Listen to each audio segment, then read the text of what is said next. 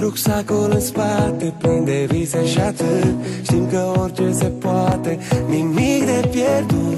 Departe, aproape, totul e relativ. Nu-i nevoie de scop, cât timp ai un